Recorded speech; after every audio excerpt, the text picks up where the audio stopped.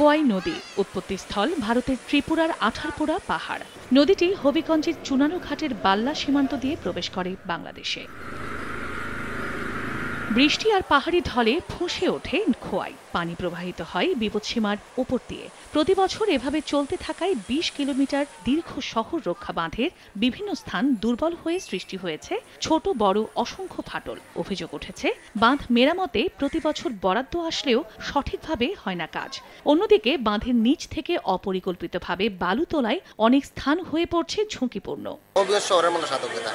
এইগুলার জন্য কোনো স্থায়ীভাবে কোনো ব্যবস্থা নেওয়া হইতেছে না।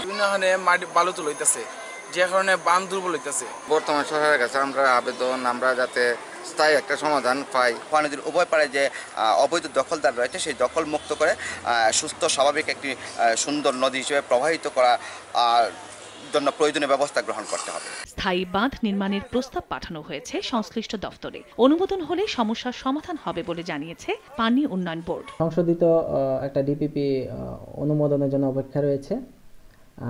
এই ডিপিপিটা অনুমোদন হলে শায়েস্তাগঞ্জ যে ব্রিজটা রয়েছে তার কিছুটা উজান থেকে আমাদের একদম জালালাবাদ পর্যন্ত প্রায় ২৩ কিলোমিটার বাঁধ আমরা এখানে উঁচুকরণ এবং প্রশস্তকরণ করতে পারবো।